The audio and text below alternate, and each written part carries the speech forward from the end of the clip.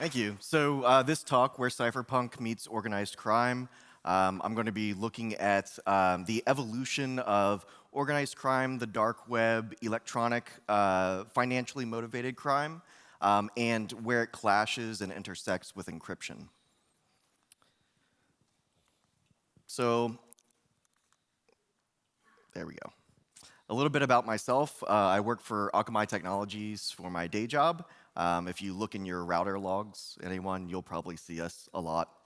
For them, I do a lot of research on dark web, underground economies, cybercrime, and anything that looks like it's going to be generating an environment that will lead to issues for our customers or our own company. I also do advanced CISSP training. I do not hold a CISSP. I also get to do incident response, both internally for the company when there are major issues, but also for our customers when they're under attack. And those sort of IR events are the most fun for me. I also get to be a chaos monkey, just going around the company, breaking stuff, and then working with those teams to make their products or their services more resilient. To give you some context for what I am and am not going to be talking about, what's in scope is stuff that is financially motivated specifically. So not general cracking or phreaking, things like that, but things that have a component to them that involve like e-banking, e-commerce, digital currencies, marketplaces, those sorts of things. Also, some more context for the talk. When I say Darknet, or dark web, or deep web. A lot of times the media uses these terms interchangeably, but they do have very specific meanings in and of themselves. So you have your basic surface web, and then on top of that, you're going to have an overlay network, which is going to be the deep web, and this is going to be things that aren't indexed by Google or by Yahoo or, God forbid, by Bing. Sorry if there's any Microsoft folks here. And then on top of that is going to be your dark web, which the dark web, now the web part is important because when you're talking about a dark web, you're talking about something where you can actually go to a site and interact with it. Now, there's much more outside of that that is dark, and here we can call these dark nets. And there are different frameworks for a dark net, and it's not just Tor, and we'll talk about those later. But that includes services that don't necessarily have a web component, but are still not indexed by search engines. So in the beginning, there was electronic crime that was financially motivated, that was wire fraud. I'm going to give you 3 quick stories, and then I'm going to give you around the dates that these things happen. So in Missouri, there was a series of network administration job scams. And what would happen is a company would set up, and they would claim to be affiliated with the large network in the area. And they would have, stickers on their windows and all this stuff. And they would tell people, give us some money up front, and then we'll train you, and then you'll be guaranteed a position administering this network for this large company. And these sorts of scams are still ongoing now. What's funny about this one is that what would happen is these people would, after paying their money, and sometimes they get some crappy training, sometimes they wouldn't, then they'd walk into the office of the major network and say, hey, I went through this training, I got my certification, they even gave me this paper, so please put me in a job. And of course, the major network company would say, we have no affiliation, you're not guaranteed a job, what are you talking about, get out of here. So the next sort of pre-cybercrime story is about international banking and wire fraud. And you see this all the time. People get emails saying like, oh, hey, I'm your friend so-and-so, and I'm trapped in this country, and I got robbed, and I need you to send me money, wire me money. So this was happening specifically in Turkey, people posing as Westerners that were visiting Turkey and got mugged and needed money wired to them from their bank. and they were tricking banks in Paris and London into sending them money in Turkey. And then the third instance, this is an actual wiretap where somebody went in and put in a wiretap on the network line, and this is in India, and it was two Australian fellows, actually. And they were able to start manipulating the narcotics prices in that section of India by listening to the different information that was coming in and then either altering it or choosing not to let it go through. So the dates for these particular scams, 1890, 1872, and 1861. This was all done on the Telegram network. So that's to say there's nothing new under the sun. It's just the technology that changes. All right, so we'll fast forward now to the 70s, the age of disco. And it was about 1970. Some people argue it was 1969. But Al Gilbertson created the blue box. Does anybody not know what a blue box is? Okay. So real quick, Blue Box is a device that allows you on older payphone networks to make free long-distance calls or to get your money back after you've made a call. And it does that by signaling with very particular tones. We'll talk about what tone that is coming up. So this is where organized crime really started getting into the game for electronic-based crime. And this Las Vegas-based syndicate, I'm sure you can guess which organized crime group that was, they took a lot of bets. And they had to call New York and Chicago with information about those bets, which is very costly. So this device was something that would save them a whole lot of money. So they asked Al to create a whole bunch for him, and he even made them like cigarette-sized, and they even had a kill switch in case the cops came, and it was elaborate. And he ended up not being able to finish the deal with them because, well, they got popped by the cops before he could. Now, there's something else that makes that tone that you need. Anybody recognize this? Show your age? Yeah. Okay, so this is a Captain Crunch whistle. This produces the exact 2600 hertz that you need in order to emulate what a blue box does. In 1971, John Draper, Captain Crunch, he found that the whistle produced that exact tone that he needed, and he met with an editor for Esquire magazine. And Esquire published the instructions for blue boxing, for how these telephone systems work, and how to go around a lot of the protections that are put in place. Now, I do want to point out that telephone hacking and phreaking had been going on since the 50s. Joy Bubbles, shout out to you, you're awesome. But this is where it really came into the forefront of the world's mind, and people that are non-technical are starting to find out how to do this. In 1972, we got our first online illegal trade, and there were students in the Stanford Artificial Intelligence Lab, and they thought, oh, won't it be fun if we use this new thing called ARPANET, which is precursor to the internet, to sell some marijuana to our friends over in MIT. So this is like way before Silk Road. In 1973, we got our first instance of electronic accounting fraud, and this was the Equity Funding Corporation of America. It started in 1964 with their earlier systems for ERPing, and what the person who perpetrated this was doing is they were going back in and changing the accounting ledgers in the electronic accounting system so that he could hide the embezzlement that he was performing. In that same year, the chief teller at New York's Dime Savings Bank was using one of the computer systems there to embezzle over $1.5 million. Luckily, he was caught and that money was returned. This is 1973. All right, so now we're going to start getting into the proto-darknets. These are the grandfathers of the darknets. There were no overarching network cohesiveness in terms of how ARPANET was connected to a lot of other smaller network systems that were popping up. And of course, there was no search indexing, so by default, it was dark. And in the 1970s, ARPANET started isolating networks from itself as a security measure. These networks could receive data, but they couldn't respond or inject things into the ARPANET network. And a lot of these other outside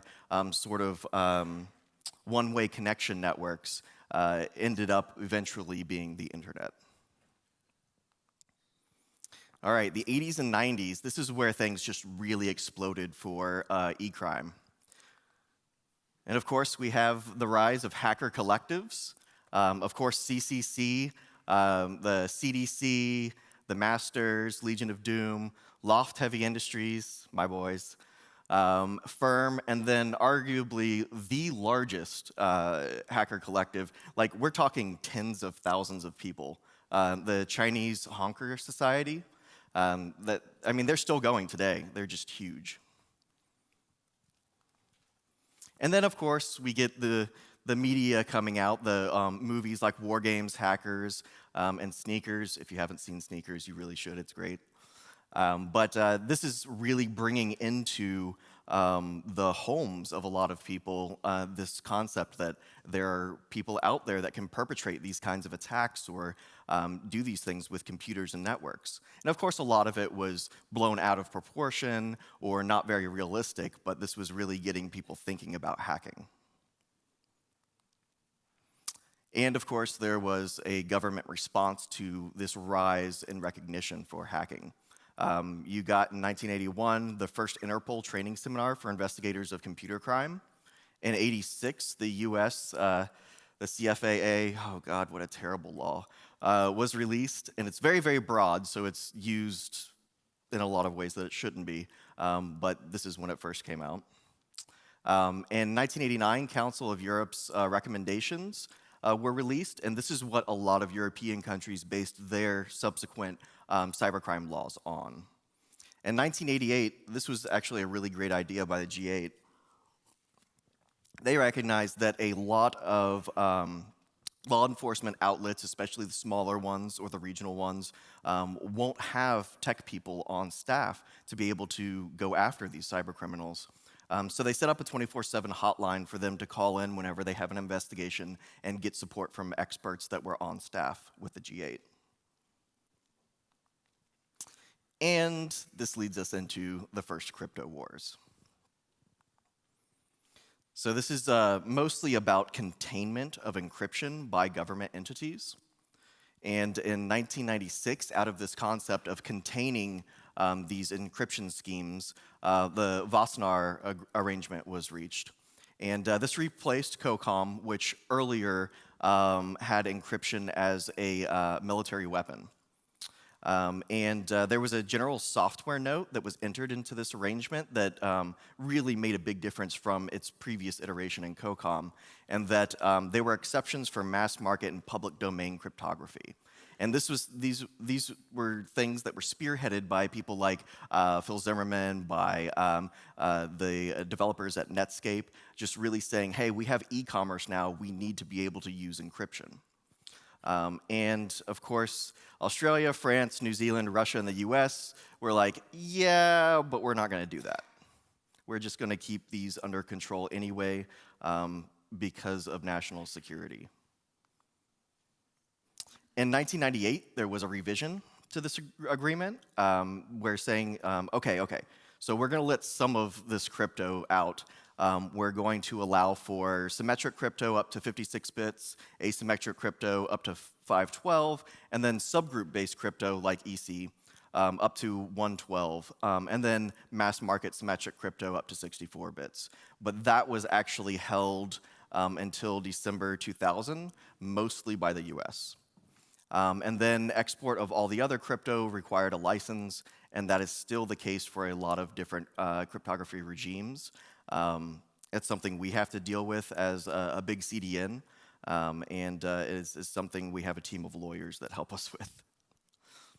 So now we start getting the quasi-darknets, and everybody strap in for a nostalgia ride. We're going to talk about BBSs, IRC, Usenet, and peer-to-peer.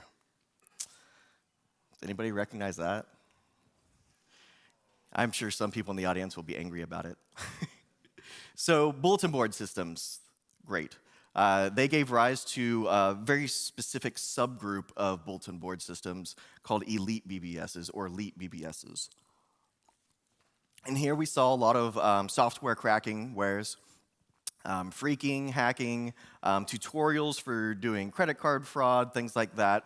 And they were typically membership-based. That way they could try and keep out the feds. Spot the Fed actually started on these BBSs as a game. And of course, they also want to keep out the noobs. But some really, really great things came out of these elite BBSs. Yeah, they were cracking groups, and there was some cybercrime going on. But what else came out of it is the demo scene, which, I mean, I was very excited. I wasn't expecting there to be people playing like demo scene demos last night. That was amazing. Or the night before last. Last night? Last night. I've been awake way too long. So, of course, some of you in the audience, I'm sure, know Equinox and Nova and Hades. But also, since I'm in Sweden, I have to talk about Fairlight. So, Razer and Fairlight, like, I totally fanboy for them, and to find out that some of them were like here, I lost it. It's pretty great. And they've been around forever. We're talking like, what, 80, 84, 85, somewhere around there? And still going strong. Of course, there was a government response to these elite BBSs. In 1990, it was the Great Hacker Crackdown. The biggest operation was between the FBI and the Secret Service, and it was Operation Sun Devil. This targeted a bunch of elite BBSs, and for some reason, the frac easing was also lumped into that operation and targeted. And all they did was disseminate information. I mean, they weren't actually doing anything, at least that they had evidence for. And it created a real chilling effect. A lot of BBSs shut down of their own accord after this for fear of being raided. In 94 and 95, there's been a lot of broadband speed increases. There's a lot of new internet subboards, a lot of internet hubs and chat groups. And you can now have multiple services with one connection, unlike BBSs, which require a single connection. And that hogs it up. So that starts the decline of BBSs with all of these other options being available. And then we start getting Usenet newsgroups. This is where we see the birth of mass spam, sporgery, which is spam that uses forgery. It's pretending to be somebody else that's being sent from. And we get our first large-scale bot wars.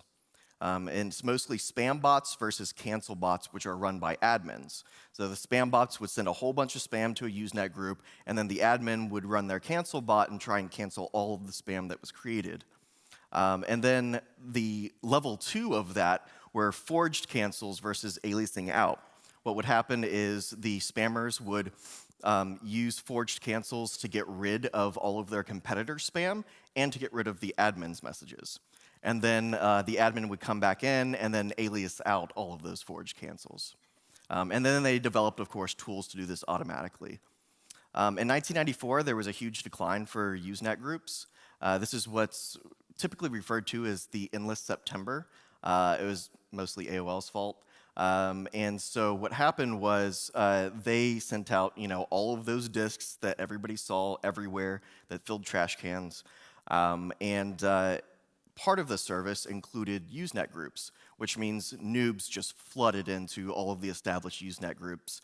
They didn't know the etiquette. They didn't really know what they were doing. So it was a type of spam, but it was people that were just doing whatever they wanted on the Usenet, and it was chaos. So a lot of the older Usenet users started moving off of that. The New York Attorneys General used Usenet for their major spearhead for their crackdown on child porn on the internet. And what that did is it caused a lot of ISPs to drop their Usenet services so they didn't get targeted by the New York AG.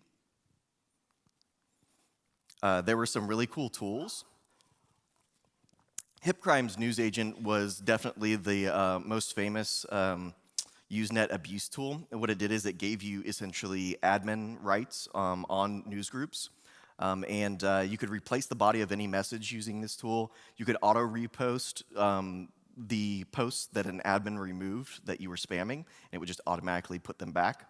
And it would also allow you to auto-cancel any other postings that you don't want. IRC. Does anybody remember, you get the guy's little face for MIRC, and then you click on his nose, and it makes a honking noise? Yeah. Yeah, there you go. So IRC, if I had to say like one word about it, it would be drama. Lots and lots of drama, lots of infighting, lots of forced net splits, NIC collisions, and what a forced net split does, as well as NIC collisions in a lesser extent.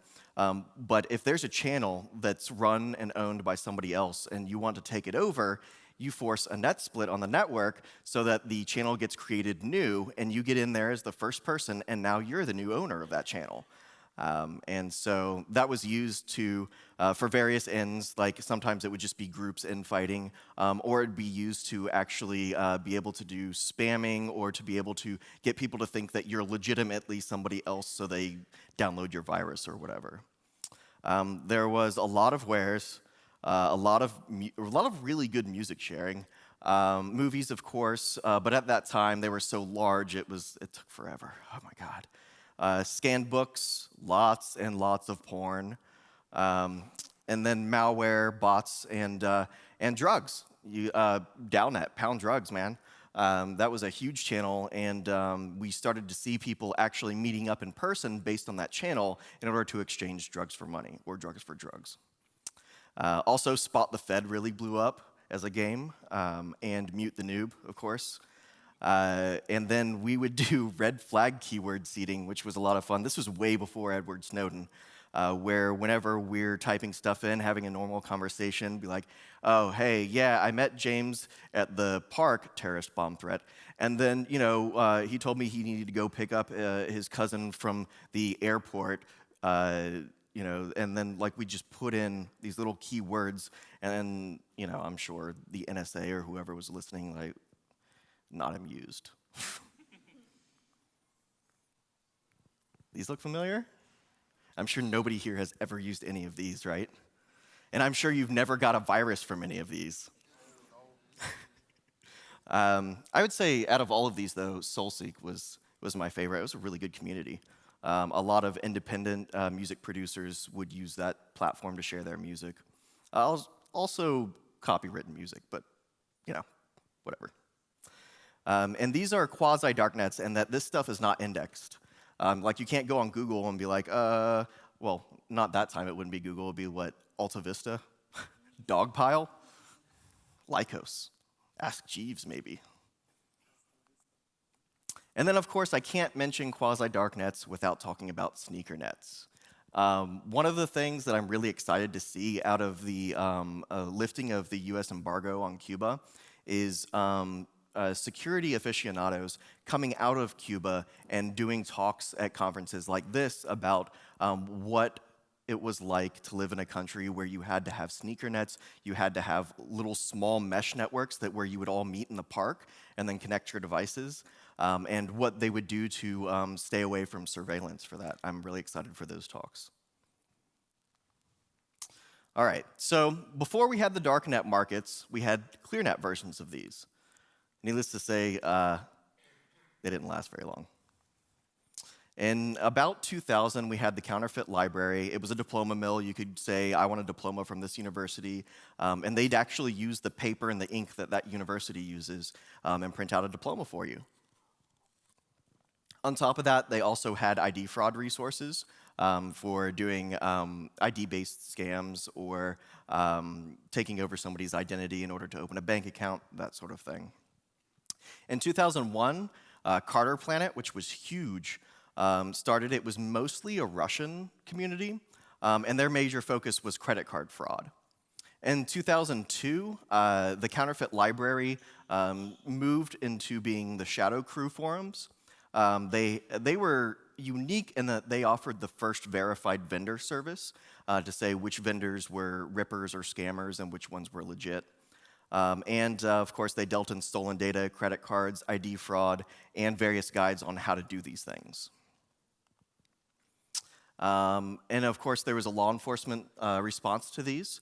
Between 2003 and 2005, Operation Firewall and Operation Anglerfish were the major operations targeting these sorts of forums. It's funny because around the same time, Carter's Market really blew up. And the way that he did that is he went around, this is Iceman, Max Butler. I'm sure some of you know who this was. This is the guy that forcibly hacked a whole bunch of people's unpatched bind systems and then patched them himself. Yeah, the cops didn't like that. So what he did to make Carter's Market so huge is he went and hacked all the other carding forums and then forcibly merged them with his. So you had to go there to log in. It's rather clever. In 2007 to now, a lot of these markets, like they're still ClearNet markets for this sort of thing, but it's very much whack-a-mole. None of them last more than a year typically, and they're just constantly going up and down, which really sucks for researchers like me. All right, so in order for these markets to be served and people not to use dumb stuff like PayPal, we needed some sort of digital currencies. And here we start getting the backed by gold currencies. Whether or not these people actually had the gold in reserve, your guess is as good as mine. eGold opened up in '96, which was huge. Pecunix, which is technically still around, but a whole different service. iGolder, all of them are essentially defunct now. And then we had Liberty Reserve. This became the biggest black market bank. Essentially, it would allow people to make transactions and not really care what sort of transactions they were making.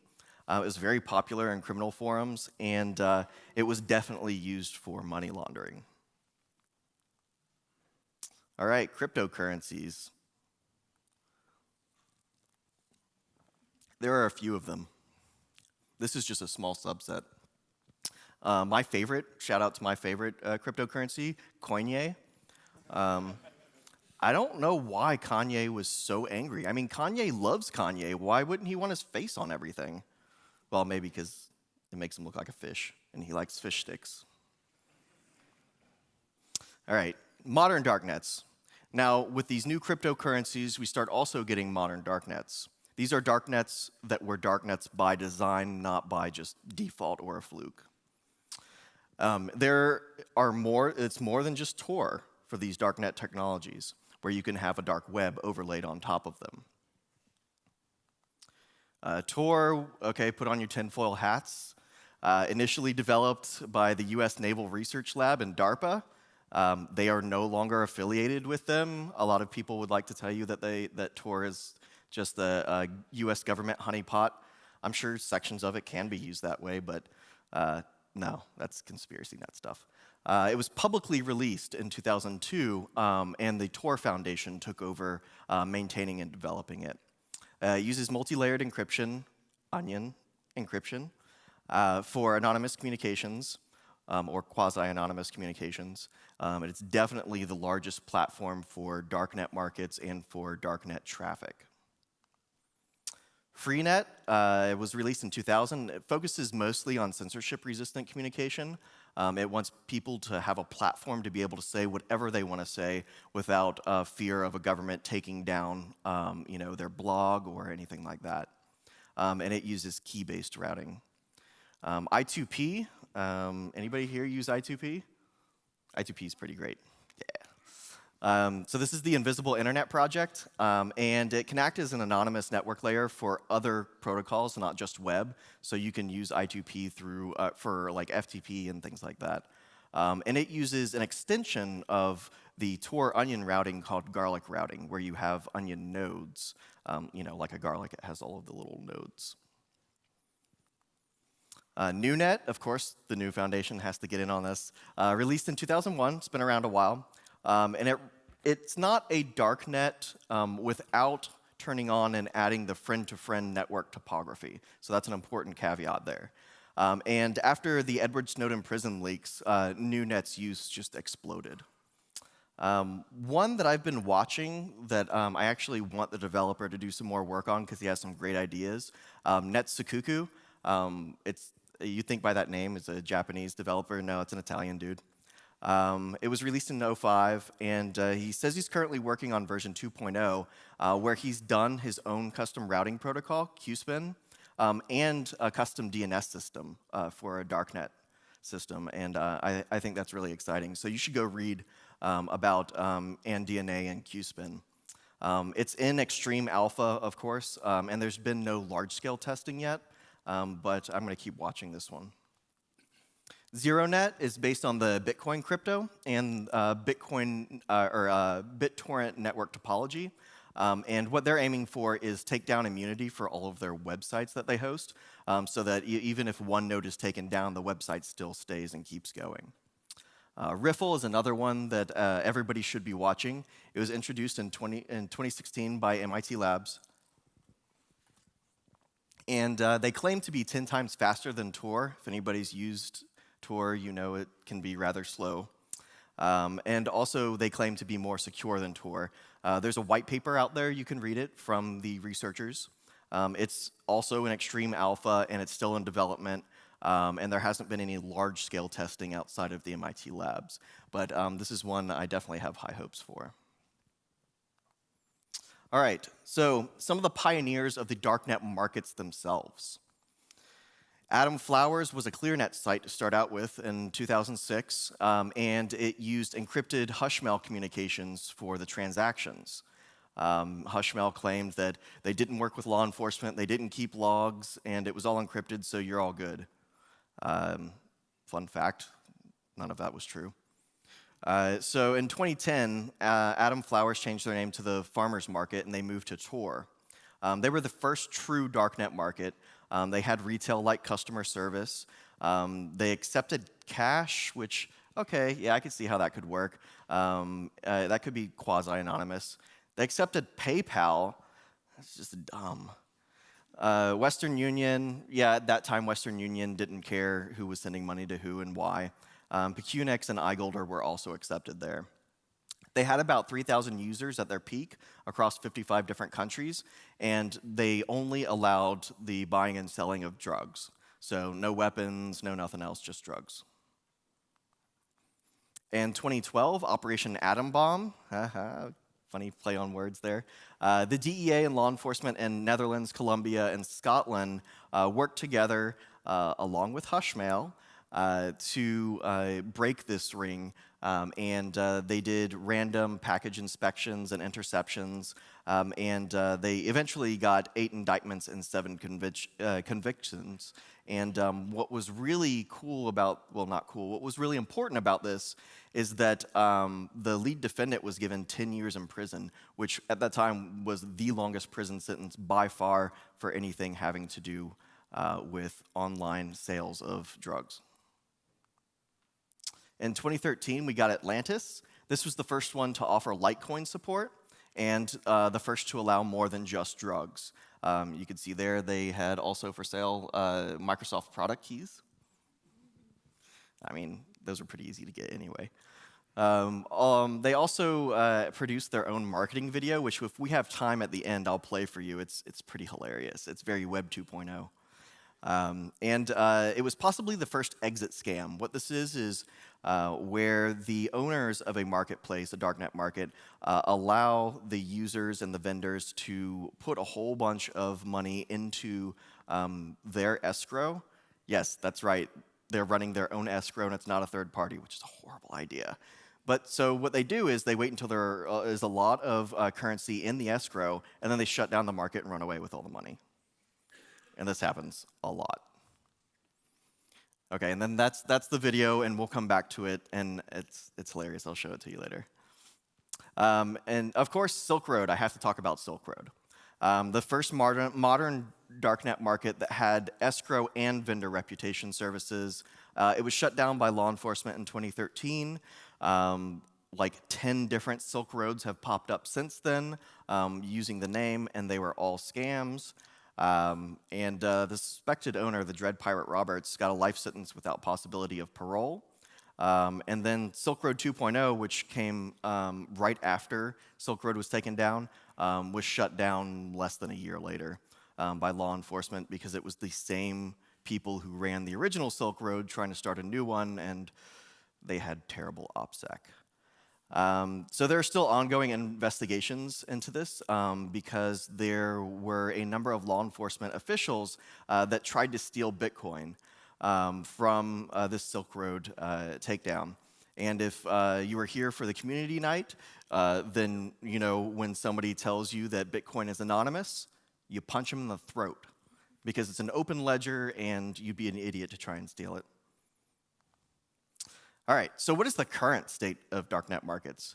There's certainly a series of bubbles going on. So after Silk Road was taken down, good job, there's no more darknet markets. Well, within a few months of Silk Road being shut down, we got a bunch of new markets.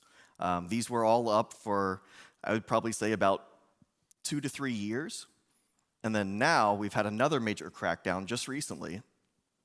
And the only ones left out of these are Dream Market, Trade Route, and Touchka.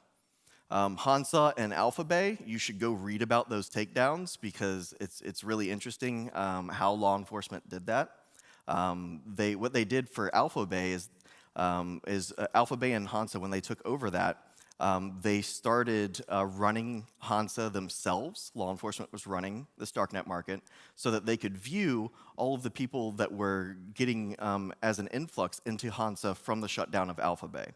And what that did is, since they were on the wire, they were able to see what these people were using for login information, who they were selling to, who they were buying from.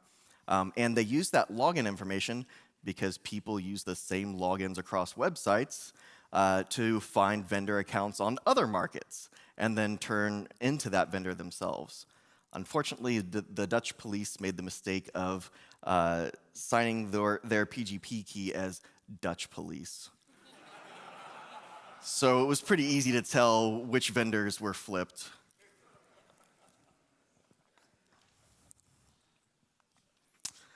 So Outlaw Market performed an exit scam, which was sad because it was the oldest market. But it's expected because really it's you run and you run and you run until law enforcement catches up with you, and then hopefully you can exit scam before they catch you. Oasis also exit scammed just within the past year. Silk Road 3.1 is still an ongoing exit scam, and people are still falling for it, even though like on all the forums people are like, stop. It's hilarious. Law enforcement takedowns, Alphabay, Hansa, Dream Market, still an active target using those reused login credentials. Sanctuary Market, Omega Market, and Tor Republic were all hacked this past year. And then Agora, The Real Deal, which is very important because The Real Deal is where the Dark Overlord was selling tons of data breaches that he continues to put out there, including the MicroTorrent, the Yahoo database breach, and a number of other high-profile ones, especially in the medical sector.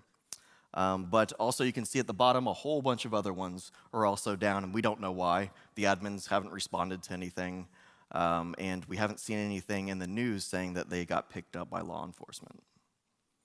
But this is to say, expect within the next few months and within the next year to see a whole nother set of markets popping up. What sort of things can you get on these markets? There's definitely drugs, precursors for making drugs, and lab equipment, stolen data like identities. You can get credit card numbers that are stolen. They're very cheap. Medical data, accounts like streaming media accounts, retail accounts, and bank accounts as well. Counterfeit goods, counterfeit money, counterfeit purses, counterfeit IDs, and of course, diplomas you can still buy. Lots of pirated software, lots of malware, botnets, hacking for hire. Some of the botnets are really cool because they come with like over-the-phone customer service where they like help you set it up and everything. Yeah, because I definitely want to give a botnet seller my phone number. there are crime tutorials for how to do all these things. And of course, there are weapons and firearms, melee weapons and firearms. For most people that live in the West, though, it's just too dumb to use a darknet market to get these things because you can just get them from somebody in person. You can also, on these darknet markets, buy Bitcoin wallets, digital Bitcoin wallets. I would totally trust those. You can have somebody hack into your school and change your grades. Though when that happens, the school probably knows who did it or who paid for it because that's the person whose grade got changed. Just saying, not very smart. There are tools that are free and available on GitHub that people turn around and sell on these darknet markets. And you can buy a VPN from the darknet markets. I would totally trust that, right? Don't do it. Things that you can find on Amazon for jacked up prices on the darknet. You can buy those if you want, because it's from the darknet. Books like The Secret and The Anarchist Cookbook, last edition, guys. It's the last edition. You better get it while it's hot. Also, I found this just yesterday, and you can also buy data, like the Equifax data. This is where, does anybody not know what happened with Equifax?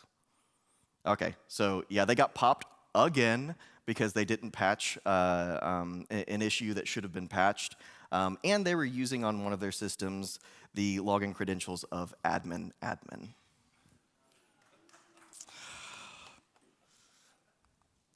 You can also buy a brick.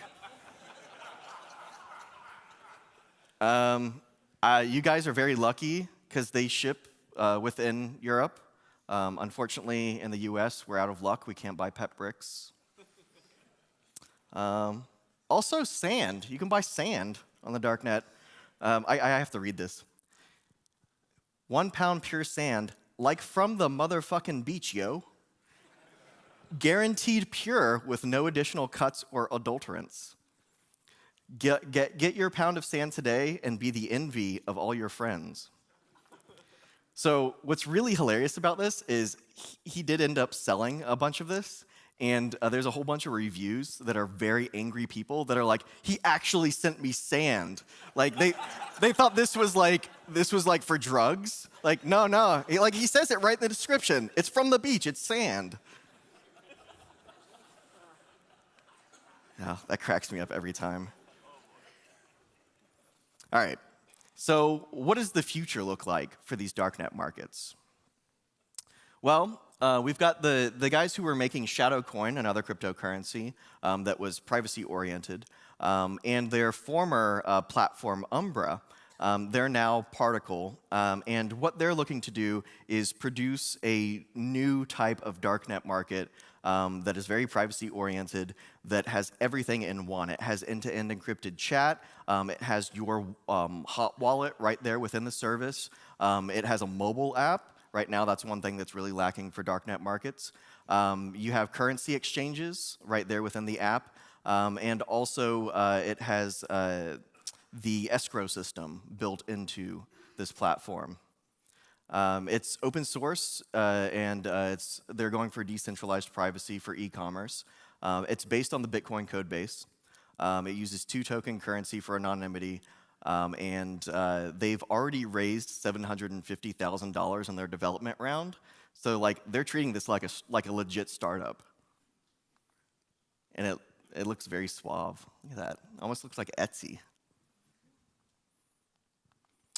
Another group, Zcash, along with Komodo, is trying to do something similar with a couple of different features. Zcash, which if you were here last night, you heard me talk up a lot. It uses the ZK Snark zero-knowledge proof, and the guy who backs it, who's doing the major development and heavy lifting on it, Zuko Wilcox O'Hearn, he's a great, huge crypto nerd. He really knows his stuff. He's been the head of a number of other projects that are very well received. And the platform itself, Komodo, it uses the ZK Snark as they delayed proof of work mechanism. And you can go, they actually have a white paper, and you can dig into the actual details about how that proof of work system works. I'm going to say work a lot. Also, they have a decentralized cryptocurrency exchange system, the EasyDex. But what really makes this platform stand out from the other ones that are being developed is the pegged asset exchange. What they do is they use an interim coin, interim cryptocurrency called Komodo coin, to allow you to swap between different fiat currencies as well as different cryptocurrencies within one platform system.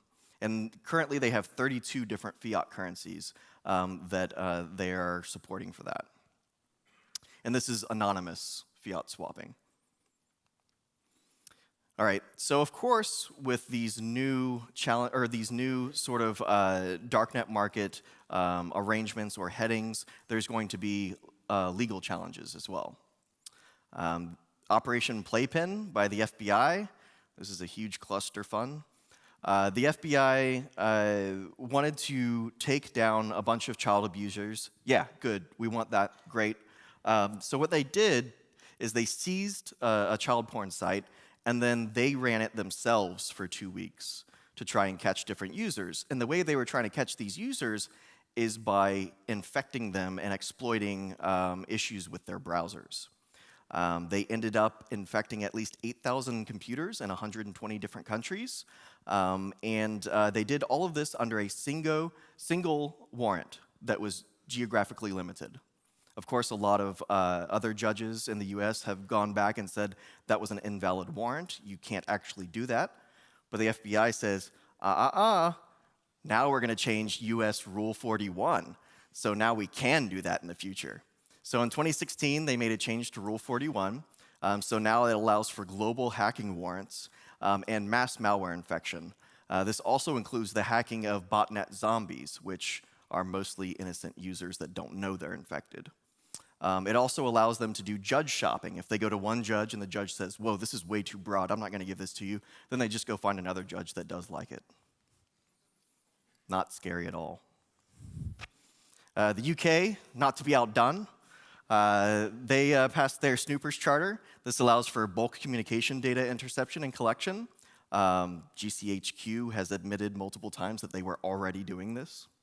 This new bill also allows for police to do targeted hacks and data interception. Like imagine that, like some policeman out in the middle of nowhere in the countryside is going to be able to have the powers to do mass hacking on the civilians. So does this mean we're entering Crypto Wars 2.0? I'd say so. The NSA is pushing NIST and paid RSA. Paid is a strong word. It was a weird arrangement.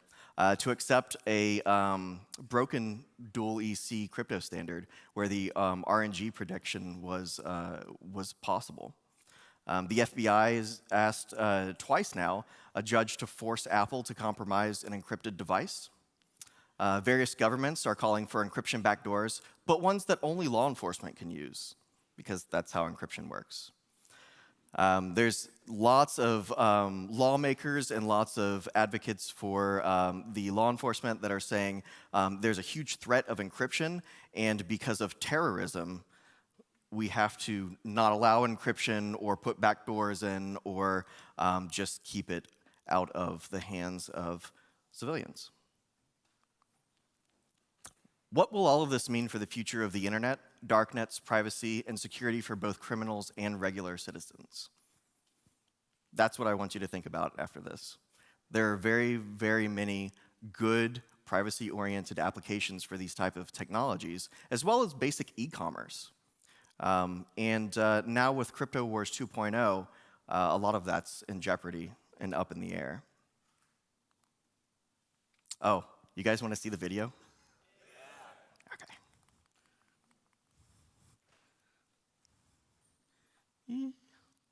Oh yeah, it's my little Ghost in the Shell background. Yeah. All right.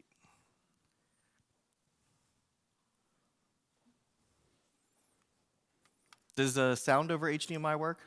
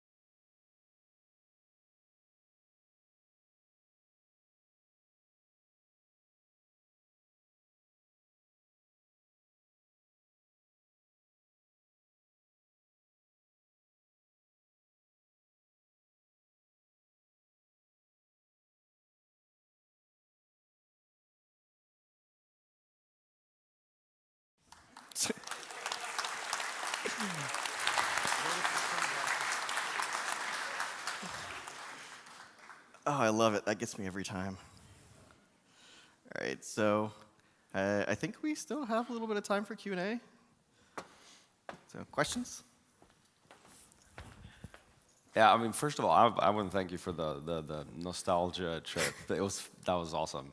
Like somebody said, oh, okay, oh, I remember that. It's like, that's a good thing. So I think you wrote your own question, right? What do you think about the future of the internet and the dark markets and all these things when, you know? Yeah. What was it pushing it?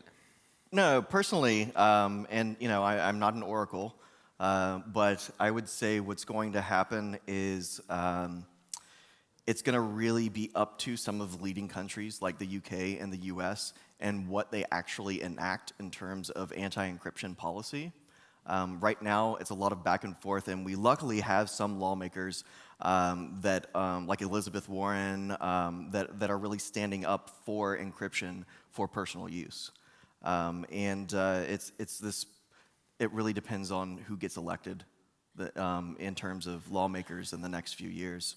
And I think it's going to continue to be an arms race.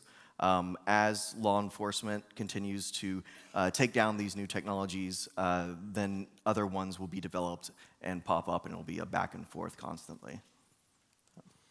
But do you see that there's something like a type of technology that is very, like, almost at hand, that you see that, oh, they're going to figure this out soon, and then this is going to be far ahead? And those all-in-one Darknet market platforms, I think that's what we're going to see next.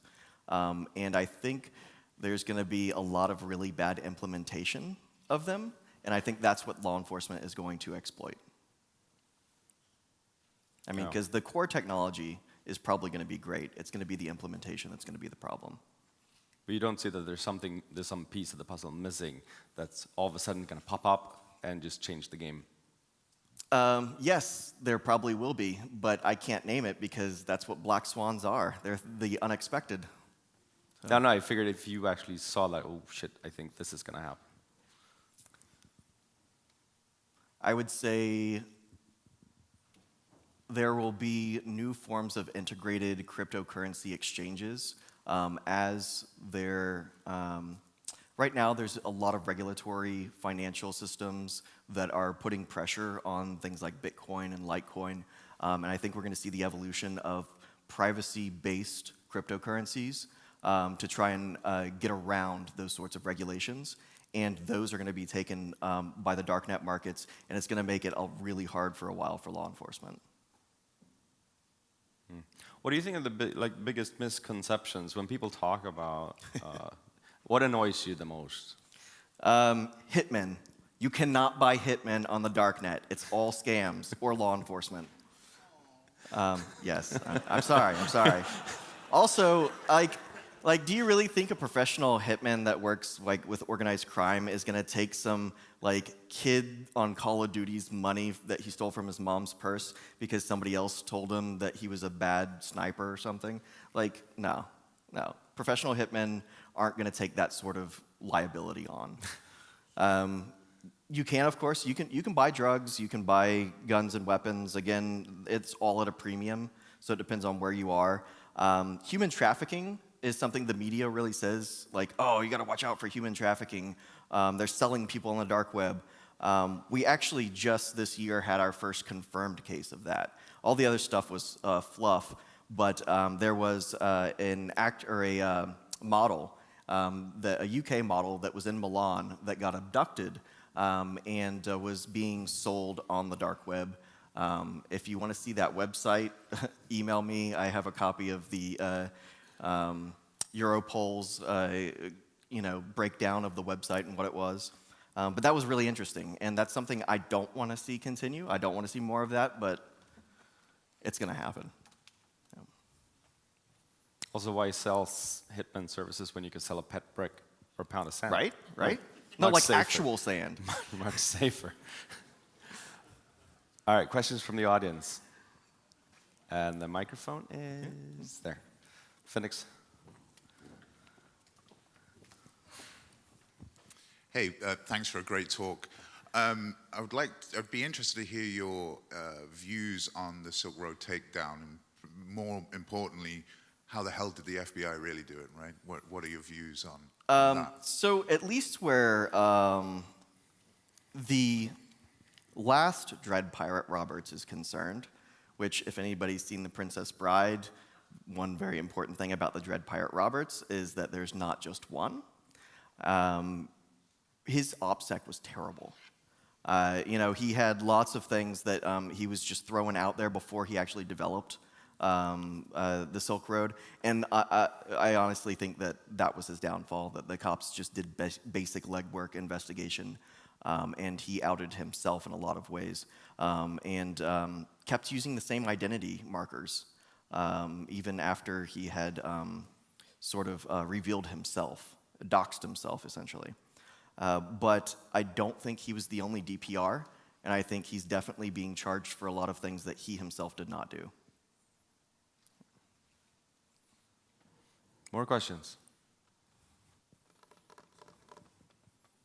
Okay, No? then I have a question. Oh yeah, if you don't want to speak publicly, or if something comes to you later, please hit me up. Thomas has a question. Yeah.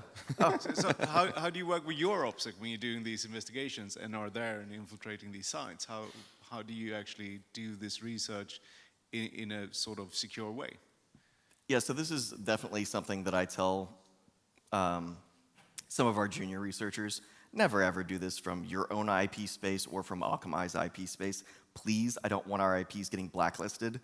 But I use a really shady VPN out of the former Soviet bloc. And then, of course, some proxies for all of my connections. And then I'll do it going through a public Wi-Fi that is somewhere not near my home. Relay nodes are really, really useful. And then, of course, over Tor. So. Oh, and I don't ever use the same username twice. So. Any more questions? No? In that case, thank you so much, Benjamin Brown. That was awesome.